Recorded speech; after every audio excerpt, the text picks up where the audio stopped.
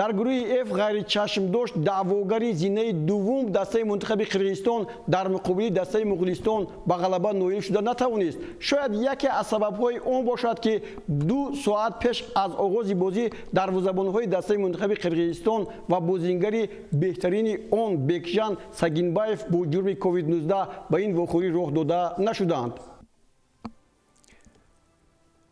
Сармураббии дастаи мунтахаби Қирғизистон ба ҷои дарвозабонҳо муҳофизатгарро дар дарвоза гузошт ва Айзар Ахматов дар дарвозаи дастаи мунтахаби Қирғизистон ҷой гирифт. Ҳарчанд дар муқобили ӯ ҳам бисёр зарбаҳои қавӣ набуданд, вале бо ҳисоби 1-0 футболбозони дастаи мунтахаби Қирғизистон мағлуб шуданд.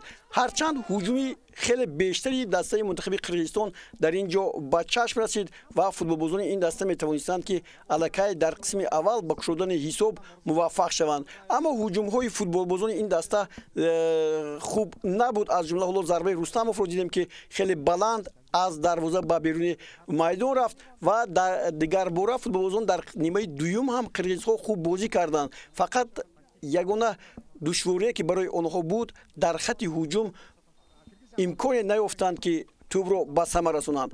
Аммо футболбозони дастаи Қирғизистон тӯбро аз дарвозаашон гирифтанд дар дақиқаи 34 ва ин ҷо як нафар ҳамлагари дастаи Муғулистон Оянбаътар бо зарбаи сар тавонист ҳисобро боз кунад ва ин ягона тӯбе буд, ки дар мавриди бозии байни дастаҳои Қирғизистон ва Муғулистон тақдирсоз омад ва тақдири бозиро ҳал кард. Дар натиҷа Муғулистон ҳам тавонист ба гирифтани 3 имтиёз муваффақ шавад. Аммо дар ҷадвали мусобиқот тарзе, ки мо шумо медонем, ин ҷо аллакай барои Қирғизистон ҳам ҷои дуюмро ишғол кардан ниҳоят душвор шуд. Баръакс дастаи мунтахаби Тоҷикистон имконият пайдо кард, ки дар сурати ғалаба дар бозии минбаъда мавқеи худро дар зинаи дуюм устувор нигоҳ дорад.